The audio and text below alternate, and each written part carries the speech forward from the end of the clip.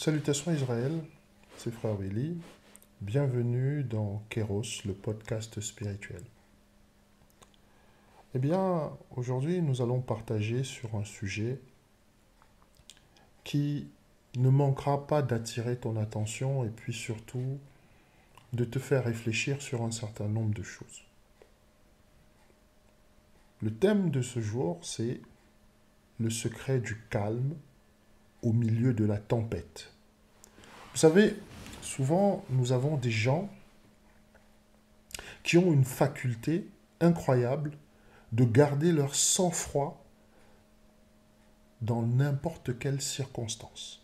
En n'importe quelle circonstance, ils sont toujours calmes, ils sont toujours tranquilles, ils ont une espèce de sérénité, une espèce d'assurance qu'on ne comprend pas. Peut-être que c'est ton cas.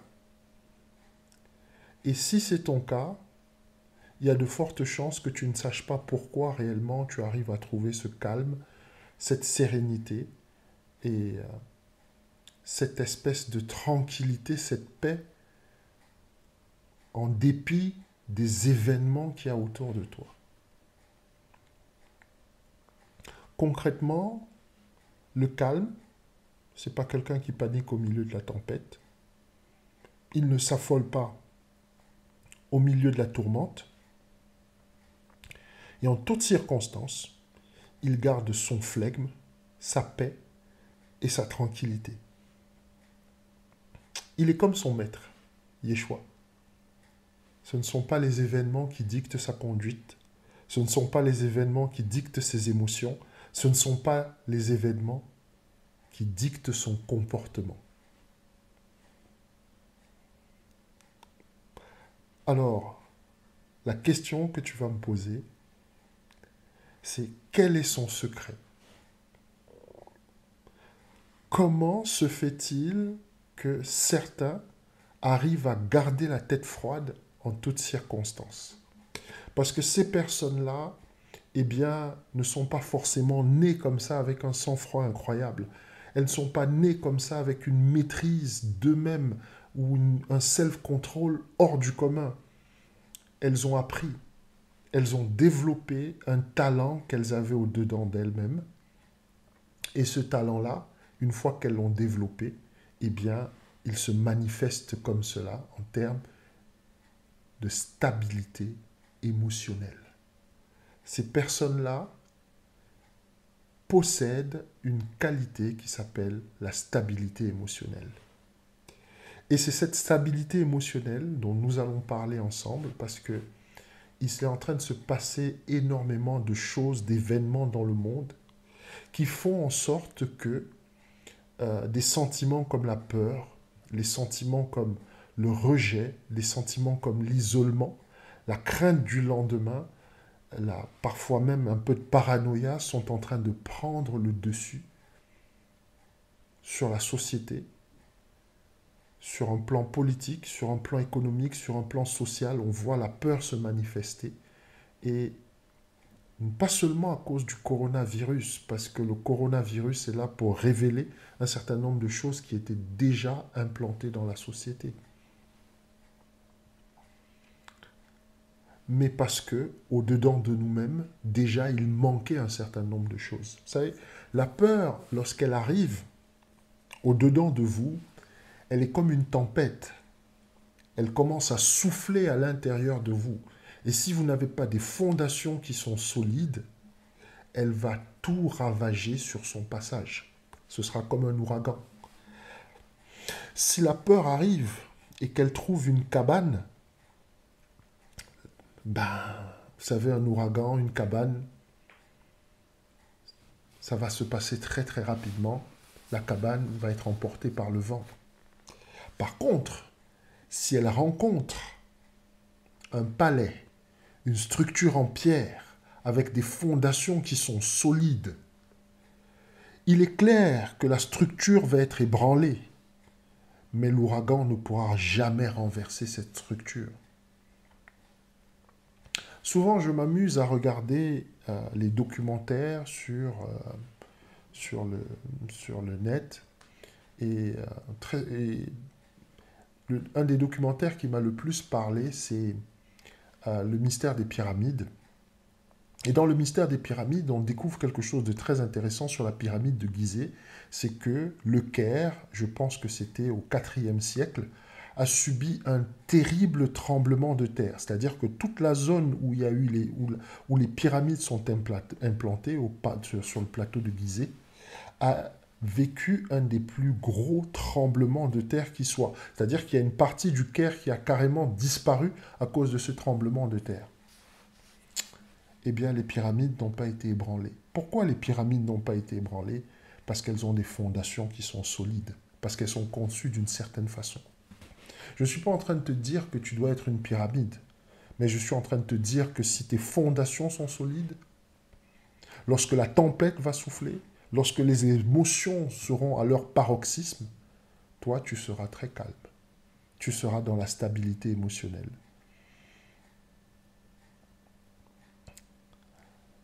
Et cette stabilité-là va changer beaucoup de choses dans ta vie et va changer beaucoup de choses dans la vie de ton entourage, de ta famille, de ton prochain, de l'entreprise dans laquelle tu travailles.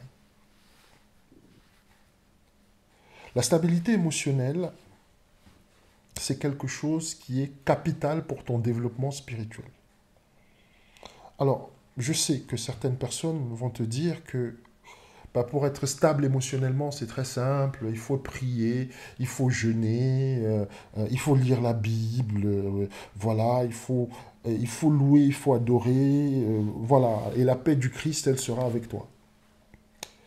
Alors, ça, c'est un raccourci facile que la plupart du temps, certains enseignants, certains dirigeants spirituels prennent pour insuffler à certains la motivation de prier, de lire la Bible.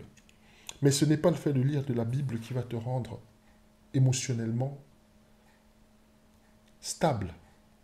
Ce n'est pas le fait de prier qui va te rendre émotionnellement stable. Ce n'est pas seulement le fait de méditer qui va te rendre émotionnellement stable. Il y a plein de gens qui pratiquent toutes ces disciplines-là, la prière, la méditation, le jeûne, l'adoration, la louange, mais qui n'ont aucune stabilité émotionnelle. Le jour où les choses ne se passent pas comme elles veulent ou comme elles doivent, vous voyez ces personnes-là manifester leur côté charnel très rapidement. Où est-ce que je veux en venir? Je veux te dire que ce n'est pas le fait de lire la Bible, ce n'est pas le fait d'aller à l'église, ce n'est pas le fait de chanter des louanges et d'être dans l'adoration qui va t'empêcher de sombrer dans la dépression. Ce que je suis en train de te dire, c'est que la stabilité émotionnelle, c'est un travail que tu dois faire avant que la tempête n'arrive.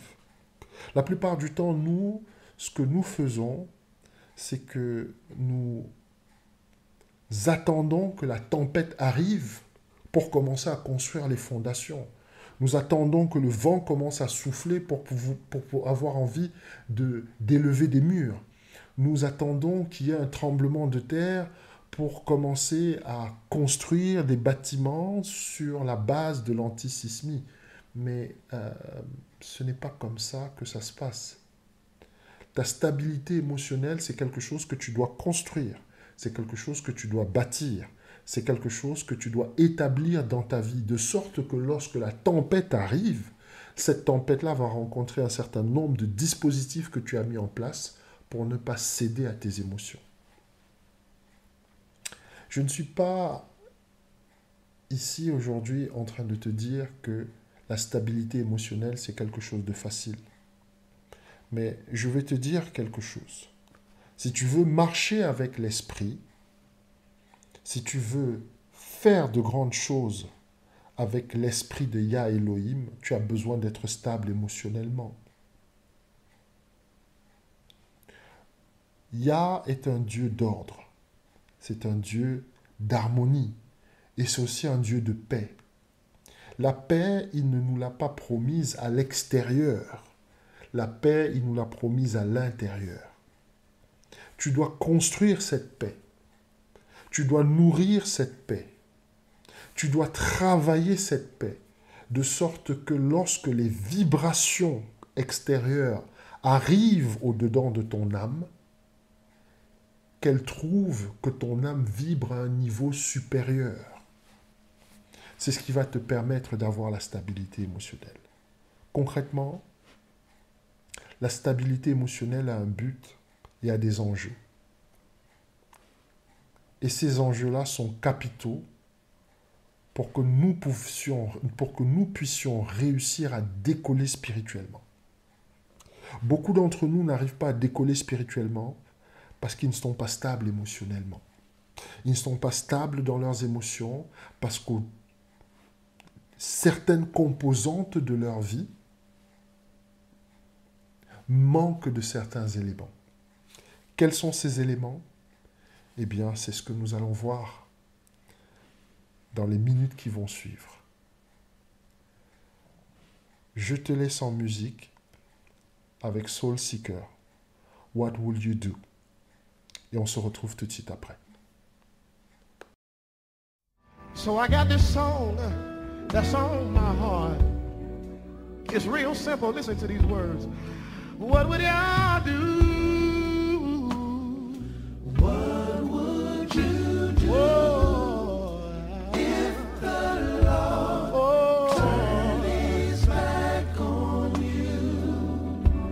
I don't know about y'all tonight, but I couldn't do a thing without the Lord on my side, y'all. Oh, what would you do? What would y'all do?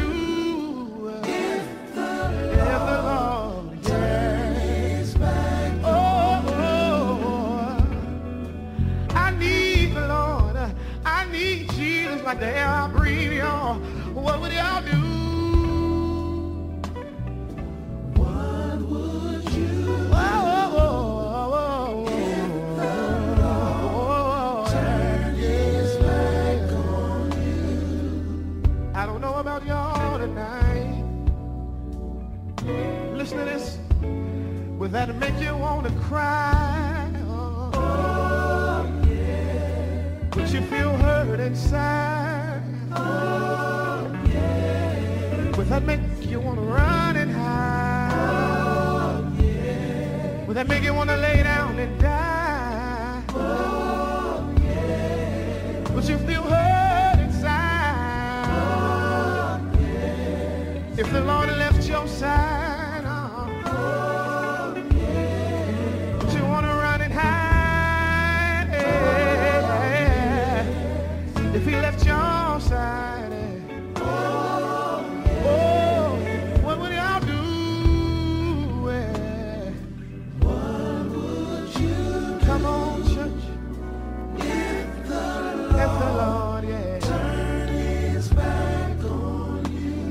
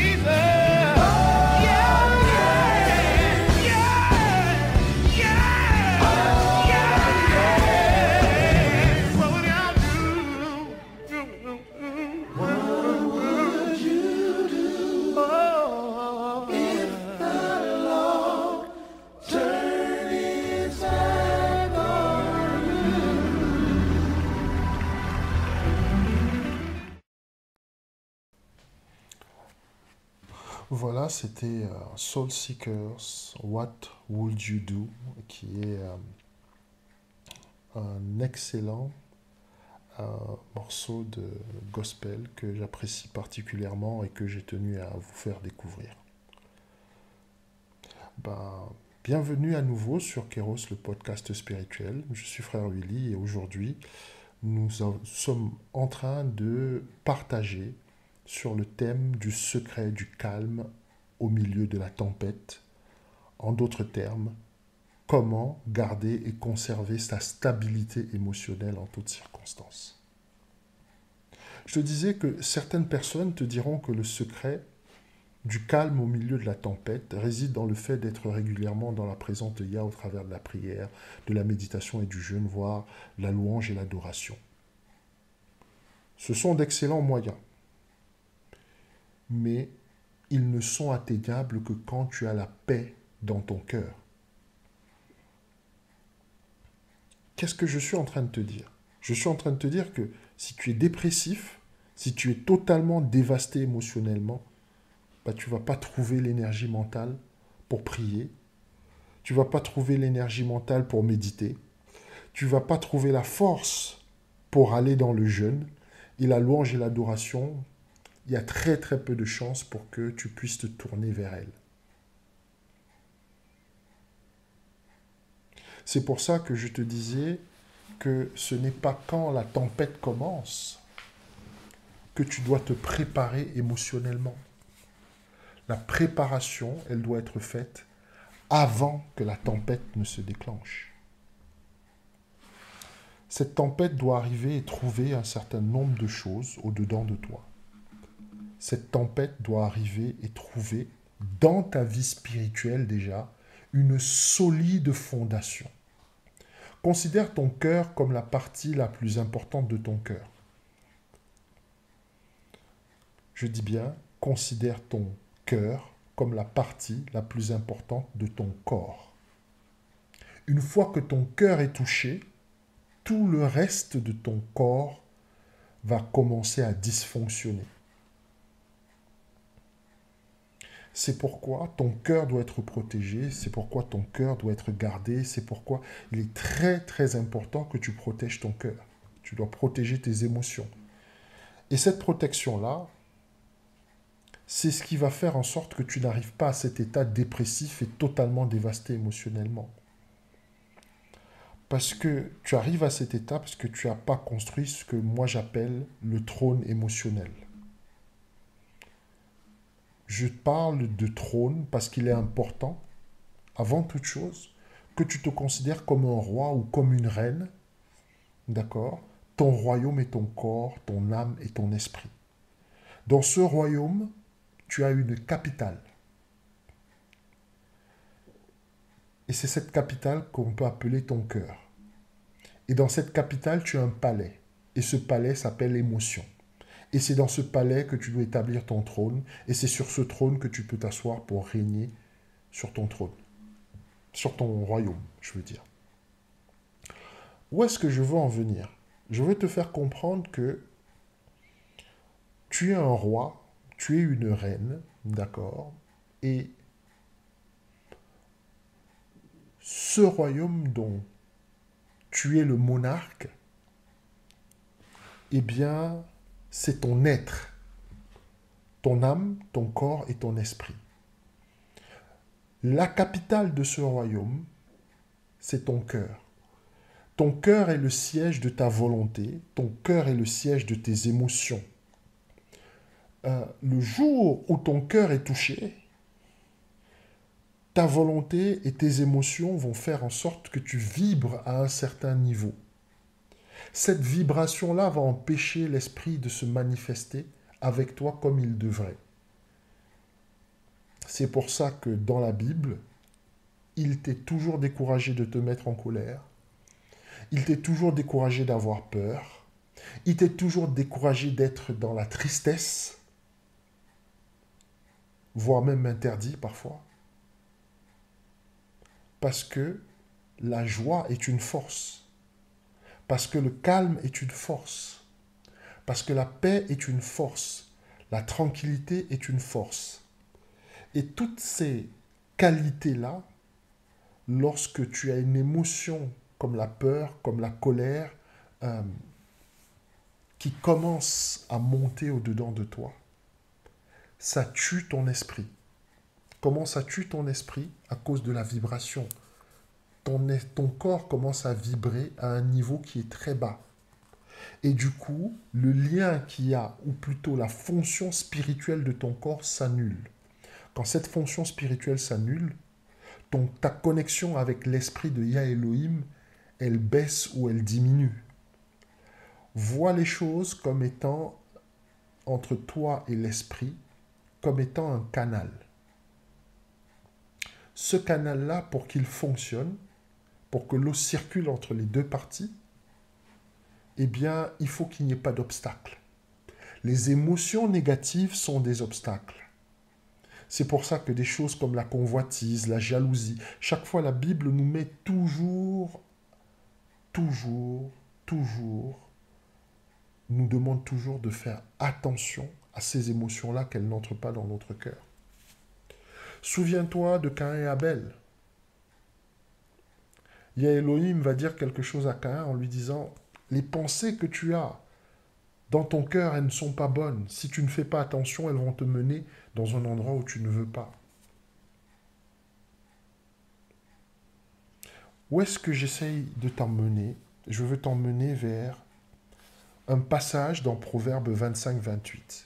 Le passage, il te dit « Comme une ville forcée et sans muraille, ainsi est un homme qui n'est pas maître de lui-même. » Ça veut dire que d'abord, pour te détruire, la première chose que l'ennemi va faire, ça va d'abord d'éprouver tes émotions et ta paix intérieure. Parce qu'il sait très bien que pour conquérir ton royaume, il faut d'abord attaquer la capitale, parce que c'est dans la capitale que se trouve le palais, et c'est dans le palais que se trouve le trône. Et c'est d'abord là qu'il va frapper. Donc, comment est-ce que tu contrôles tes émotions? Alors, il faut comprendre que il y a plusieurs niveaux de contrôle des émotions, mais nous allons d'abord parler sur un plan qui est purement physiologique, d'accord? C'est-à-dire ton corps. Donc, sur un plan physiologique, donc sur ton corps, les émotions en fait se manifestent par la production d'hormones. Je te parlais de la vibration tout à l'heure. Cette vibration-là, ça c'est au niveau spirituel, eh bien au niveau physiologique, ça se traduit par une production d'hormones. Ok? Donc, ton corps, en fait, est une formidable machine à fabriquer des hormones. Et ces hormones-là sont normalement faites pour nous permettre de résoudre certains problèmes. Des problèmes musculaires, croissance, blessures, etc. Des problèmes liés à la reproduction, c'est-à-dire faire des enfants, etc. Donc les règles, la production de sperme, d'ovules, fécondité, même érection, etc. Et secondairement aussi, les hormones sont responsables des émotions. Donc, c'est d'ailleurs pourquoi certains vont se livrer aux drogues, donc cannabis, opium, parce que ces drogues-là, en fait, c'est pas le cannabis qui procure la sensation on va dire, de plaisir, d'extase qu'on connaît. Non, le cannabis, en fait, est un stimulant. Et ce stimulant-là va obliger ton corps à produire un certain nombre d'hormones en très grande quantité. Et comme ces hormones sont produites en très grande quantité, eh bien, c'est pour ça que la personne atteint un état d'extase. Par exemple, si c'est de la joie, puisque, entre guillemets, la joie est une hormone, mais ça, c'est quelque chose que nous allons voir certainement dans un prochain podcast. Mais cette production-là va faire en sorte que ton corps produise en grosse quantité des hormones et tout ça va avoir une répercussion sur ton état d'esprit. Donc, c'est pour ça donc certaines personnes se droguent. On est persuadé que c'est la drogue elle-même qui procure le plaisir, mais en fait, c'est ton corps lui-même qui fabrique le plaisir. La drogue n'est qu'un stimulant. Ce que je veux te faire comprendre, c'est que en fait, pour ressentir ce plaisir-là, pour ressentir cette joie, pour ressentir cette paix qu'il recherche dans l'alcool, dans les tranquillisants, dans toutes sortes de psychotropes, etc. Ton corps peut lui-même fabriquer ces choses-là sans pour autant que tu aies besoin d'avoir recours à toutes ces substances qui sont dangereuses pour la santé.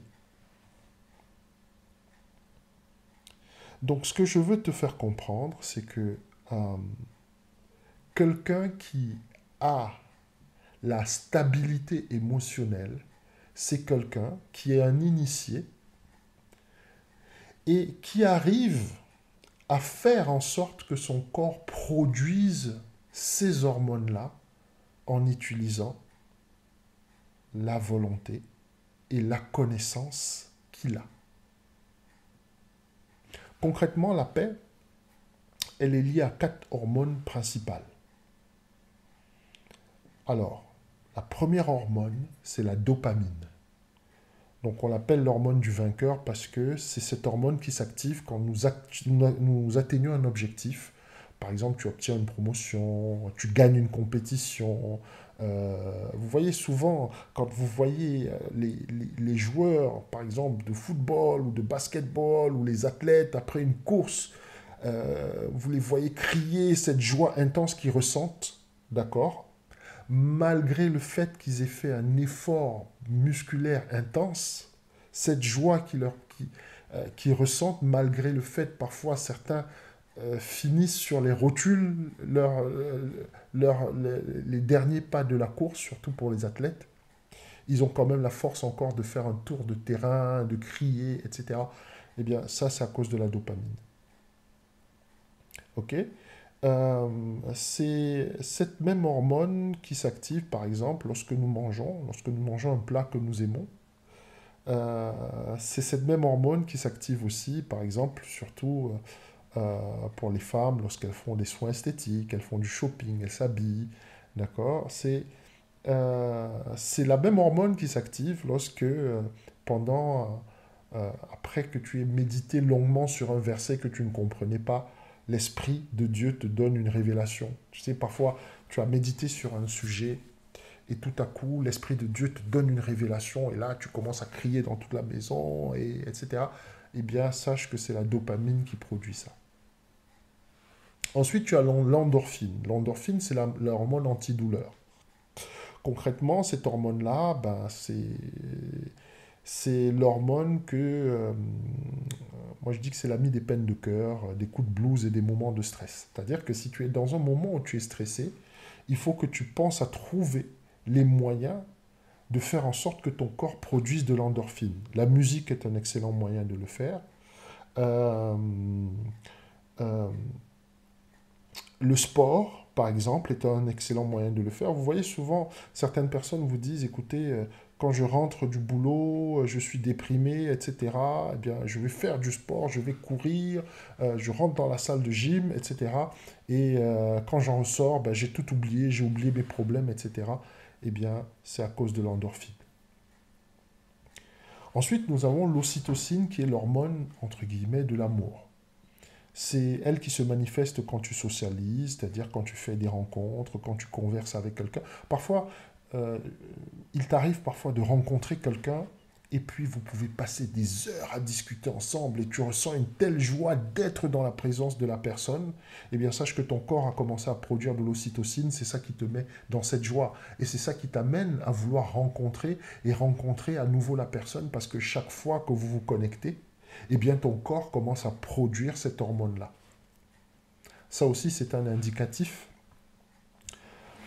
excuse-moi, de personnes avec qui tu dois traîner. Si tu traînes avec quelqu'un et si quelqu'un est dans ton entourage et que tu ne ressens pas vraiment beaucoup de plaisir à discuter avec la personne, à passer des moments avec la personne, à échanger avec la personne, sache que en présence de cette personne-là, eh bien, ton corps ne produit pas d'ocytocine. Ça doit déjà être un indicatif très très fort pour savoir avec qui tu peux vibrer et avec qui tu ne peux pas. Parce que normalement, si c'est quelqu'un avec qui tu dois fonctionner, eh bien, au contact de cette personne-là, eh bien, ton corps, il va produire un certain nombre d'hormones et l'ocytocine en fait partie. Donc, c'est la même hormone que tu ressens lorsque tu fais des cadeaux à ton prochain, quand tu câlines par exemple ton chat ou ton chien, ou peu importe, n'importe quel hormone, animal domestique. Et c'est la même hormone que tu ressens lorsque tu fais l'amour. Voilà. La sérotonine, bah, c'est l'hormone de la paix et de la sérénité. C'est l'hormone qui te permet de gérer ton stress et ton anxiété. Ok. Euh, Comment tu produis cette hormone? Eh bien, il faut que tu t'exposes régulièrement au soleil. Alors, c'est pas évident pour ceux, par exemple, qui vivent dans des pays où il n'y a pas beaucoup de soleil. C'est une des raisons, par exemple, pour laquelle euh, des endroits comme l'Alaska, où il y a très très peu de soleil, il y a parfois plus de nuit que de jour en Alaska, euh, le taux de suicide est très fort. Des problèmes comme la drogue, etc., sont très très répandus là-bas, justement parce que les gens manquent de cette hormone-là, qui est l'hormone de paix et de sérénité. Comment est-ce que tu parviens à produire donc de la sérotonine? Euh, J'ouvre aussi une parenthèse pour te dire que le manque de sérotonine t'explique pourquoi les gens qui vivent dans les pays chauds sont toujours plus paisibles et plus sereins que les gens qui vivent dans les pays froids qui sont généralement plus stressés et plus dépressifs. Concrètement, tu vas bien remarquer que les gens qui vivent dans les pays chauds, d'accord, que ce soit l'Afrique, en Asie, etc., eh bien ce sont des gens qui ont une certaine philosophie de vie, qui ont une certaine tranquillité, qui ont une certaine sérénité, naturellement, hein. Et comparé à des gens qui vivent dans les pays tempérés, des pays froids, eh bien ce sont des gens qui sont plus stressés, ce sont des gens aussi qui sont plus dépressifs. Ok. Euh, donc, comment est-ce que tu fais pour manifester de la sérotonine? Je disais donc que le plus simple, c'est la méditation. Donc, là-dessus, je t'invite à lire un de mes posts là sur la méditation qui peut t'intéresser sur le blog www.frèrewilly.online, blog, et tu trouveras sur la méditation dessus. Le fait de se balader en forêt ou dans la nature déclenche cette hormone. C'est aussi ce qui explique que certaines personnes qui n'ont connu que la vie en campagne et au village, quand elles arrivent en ville, elles ont l'impression de mourir à petit feu. Et c'est aussi cette hormone qui se manifeste quand tu pries, quand tu adores et quand tu loues Dieu. Donc si tu es stressé, prie, fais de l'adoration, fais de la louange et tu vas voir, le stress va s'en aller tout seul. Où est-ce que je vais en venir avec tous ces hormones que je te donne et toutes ces techniques pour pouvoir les manifester dans ta vie? C'est que nous sommes sous attaque actuellement et le monde dans lequel nous vivons est plein de stress et plein de situations difficiles. Si tu veux être le, le calme, d'accord, le serein au milieu de la tempête, tu dois maîtriser ces 4 hormones. En plus de ça, tu dois avoir au-dedans de toi des moments de retraite spirituelle. J'insiste beaucoup là-dessus parce que euh, la vie que nous menons, qui est une vie, voilà, je me lève le matin, je vais au boulot, je reviens, les enfants, euh, la maison à gérer, etc., je vais au sport, eh bien, parfois ça nous fait oublier que nous sommes des êtres spirituels. Être spirituel, ça veut dire que de la même manière que chaque matin, quand tu te lèves, tu penses à te laver, prendre une douche, te laver les dents, te raser pour ceux qui le font. Euh, Si tu es une femme, tu prends le temps de te coiffer, tu t'habilles, etc. Eh bien, ton corps a besoin de cette attention-là, mais sache aussi que ton esprit aussi a besoin de cette attention. Et comment est-ce que tu t'occupes de ton esprit? Il faut que dans l'année, tu aies des moments de retraite spirituelle. Pendant ces moments de retraite spirituelle, tu construis ton esprit, tu édifies ton esprit au travers du parler en langue, au travers de la méditation, au travers du jeûne. Tu te coupes complètement, tu es dans la prière, tu recherches la présence de ton Père. Et là, ton Père va construire ton esprit. Tu sais, le principe de chercher la présence de Dieu, c'est qu'en étant régulièrement en contact avec lui, eh bien, les qualités qui sont les siennes déteignent naturellement sur nous.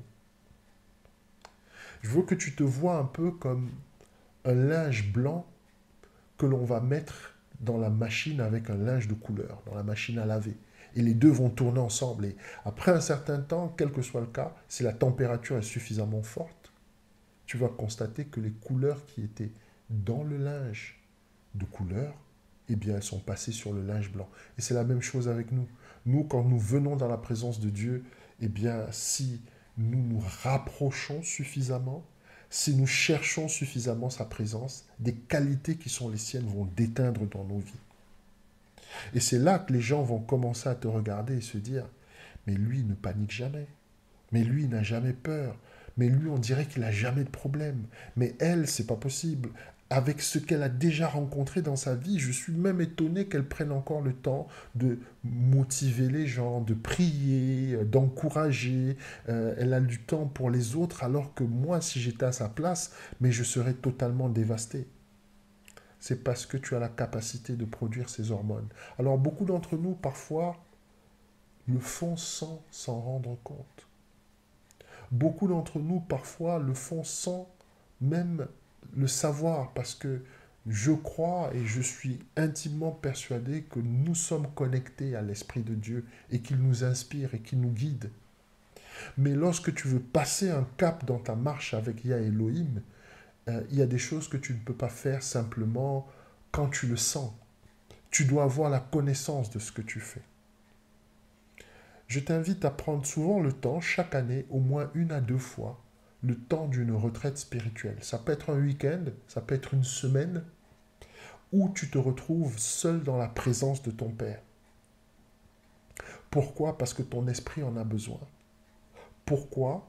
Parce que sans cela, tu seras incapable de construire ton esprit de telle sorte que, eh bien, tout au long de l'année, il puisse te donner une certaine stabilité émotionnelle. Et je t'ai dit, la stabilité émotionnelle, c'est la base de la relation avec Yah Elohim. Et chaque fois dans la Bible, tu trouves toujours des passages du genre que ton cœur ne se trouble point, n'aie aucune crainte, n'aie pas peur, etc., etc., parce que la peur, c'est la mort de l'esprit. Et je veux aujourd'hui que ce message vraiment te parvienne, à savoir que pour que tu traverses ce que nous sommes en train de traverser dans cette planète, coronavirus, etc., crise économique, toutes sortes de choses, tu as besoin d'une stabilité émotionnelle. Sans cette stabilité émotionnelle, tu n'es pas connecté à l'esprit. Si tu n'es pas connecté à l'esprit, tu n'as pas son inspiration. Si tu n'as pas son inspiration, eh bien, tu ne peux pas réussir à déjouer les pièges du malin. Les enjeux, ils sont là. Il faut que tu parviennes à établir la stabilité émotionnelle dans ta vie. Et une fois que ce sera établi, je peux te garantir que tu seras à l'image de ton maître. On le met sur la croix, il ne panique pas.